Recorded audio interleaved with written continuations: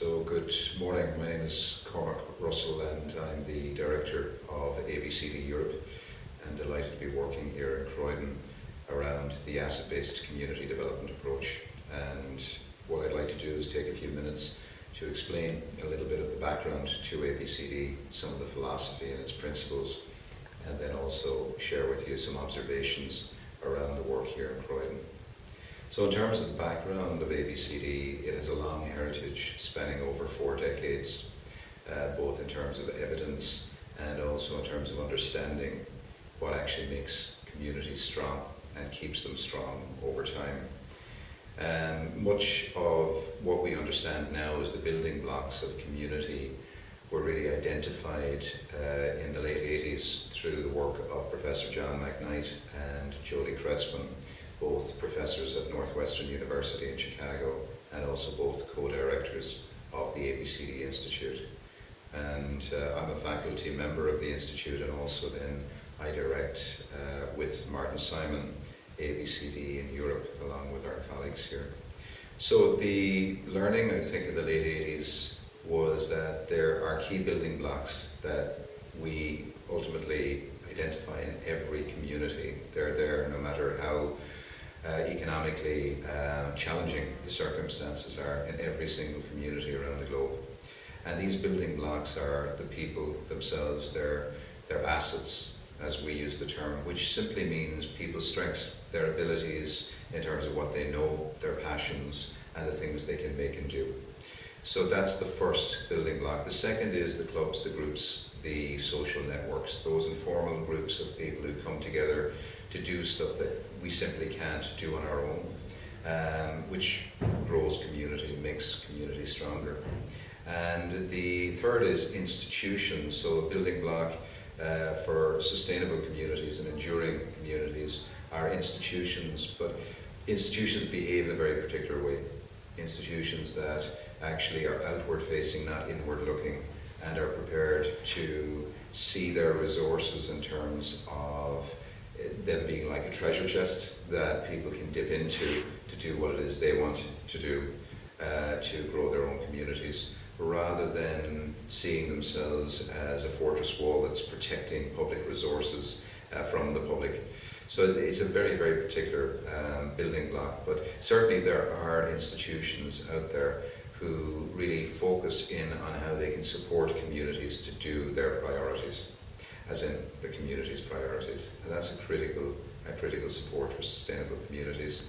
The fourth and the fifth assets that I would mention, or building blocks that I would mention, are the environment. And I think it's important to say not just what looks pretty in the environment or what seems like an obvious asset, but also some things in the environment which may not seem like assets, might even seem like liabilities when you look at them, can, if we look at them creatively, become huge assets for community building. So seeing vacant buildings, empty buildings, as a real potential on the high street for us to occupy and to create new economies, new economic activity locally, is a really exciting thing that we're seeing happen all over the world now with pop-up shops and the reinvigoration of the high street. The more citizen-led that can be, the better. It's the same with economic exchange. More and more now we're seeing people think about how they can not just exchange money, but also exchange time, energy, passion, and gifts. You know, there are some cultures still to this day where if there is conflict between them, they resolve the conflict through out-gifting their enemies. So in some Canadian First Nation cultures, they have what's known as a patchlatch, where they resolve conflict by this whole process of out-gifting. So whoever gives the most gifts wins the conflict. So I think what we're beginning to see through these assets, the assets of individuals, the associational assets, the social networking piece, the institutions that organize themselves, the way people organize their lives, using environment in a way that actually isn't using the environment, but really co-stewarding with the environment, and seeing economic exchange as having as much value, if not even more, when it's embedded with a gift economy, when it's embedded with energy, when it's embedded with time exchange, and really figuring out how all of those things come together. They're the building blocks of a sustainable community. I would add another one, and I think this is really important, and that's the building block of stories. Some scientists believe that our world is held together by atoms, and we believe our world is held together by stories. Stories are what inspire people to create social movements, and stories are what allow us to live our lives in vibrant, really inspiring ways. So when people get inspired, they're not inspired by Excel spreadsheets, they're not inspired by documents that set out strategic plans. They're inspired by stories that tell a different story, a story that's not about what's wrong and what's broken and what's missing, but a story of possibility and of potential, a story that talks about the half full rather than the half empty part of the glass, and a story that talks about not just those 6 assets that I've mentioned, those 6 building blocks, but also how they can be identified, connected, and mobilized into action. And that's what's happening in Croydon at the moment. We're identifying, connecting, and mobilizing assets in all kinds of different ways so that people themselves have the power to decide what they want to do to create a community on their terms, in their way. And that's the thing, this is a community way. It's not an institutional way, it's not a systems way. It's a citizen-led way. And as citizens, we're not clients. We're not people who receive services from the marketplace. We're people who come together to use what we have to create a future that we find compelling. And within that, the marketplace is there to serve us, not us, the marketplace. That's the critical message of ABCD, that our good life is 2 door knocks away. We just need to figure out how we can knock on those doors and how we can build relationships through conversation. That's why connectors are so important, why people who live in your neighbourhood, who live in your community, who are able to build relationships, may never go to meetings, but are able to build relationships matter so much. They're the great unsung heroes, the people that I think we need to lift up and the people we need to support. And that's, again, what's happening in Croydon. We are seeing connectors emerge from the woodwork, as it were, all over the place, young, old, and in between, all coming together with their ability to weave their community through relationships and through conversations. There are 5 key principles in the asset-based approach, and I'll finish on these. The first principle is that relationships matter more than privilege, power, and position. Relationship is our source of power. So if you don't have money power, you better make sure you have people power. And actually the power of the people is always greater than the power that people have when they're seen to be in position or privileged. So the power of the people is always greater than the people in power. The second principle is the principle that we should start with what's strong, not with what's wrong. So start with people's assets and their strengths, not their deficiencies. Not because we don't care about people's needs or their challenges, but because we really believe that if we're going to have a partnership with people that we want to be helpful to, we have to recognize that they carry something to the table that's really essential when it comes to creating the solution.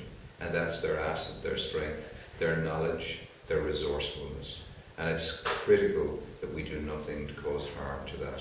So starting with the belief that people have strengths is one of the most important ways that we can get into that kind of equal conversation rather than a conversation of dependency, which so often results when we start a conversation based on people's needs and their deficiencies and how we're going to fix them. The third principle is the principle of working in a place-based way.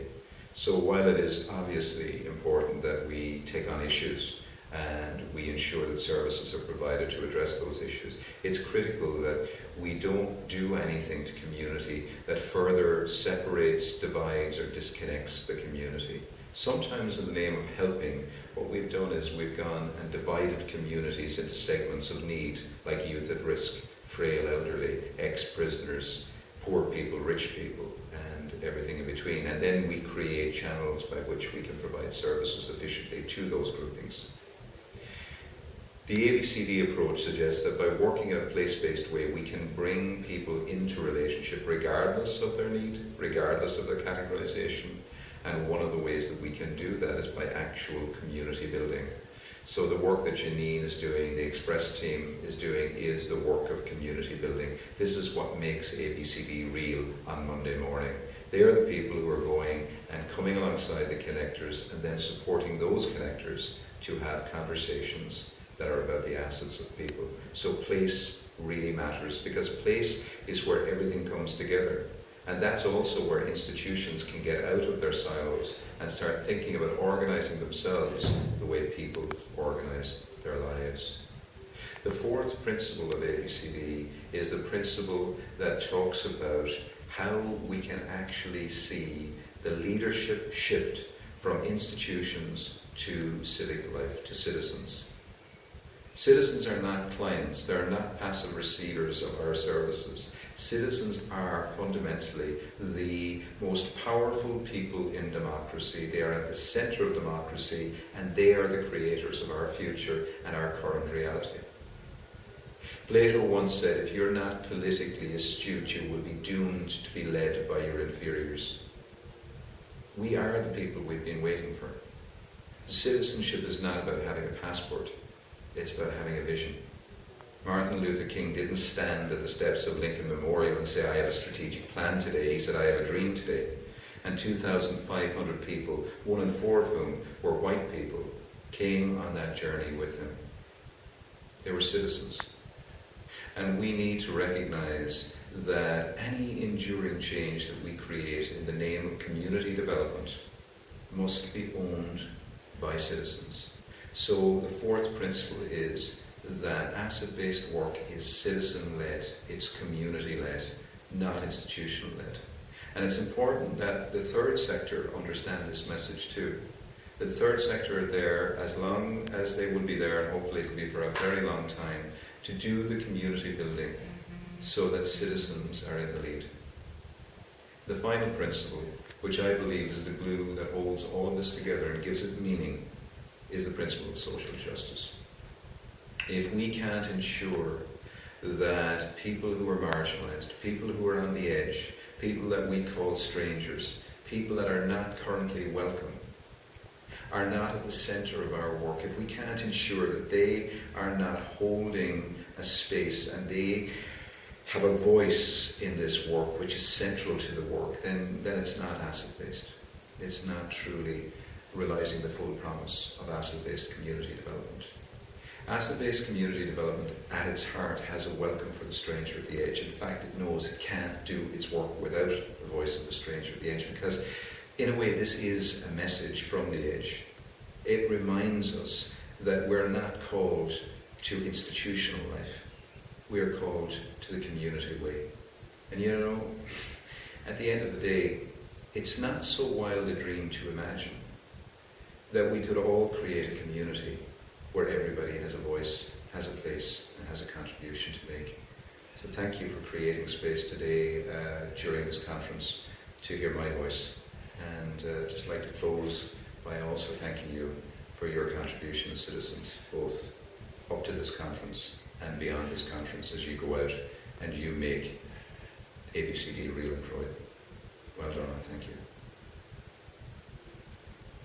Okay.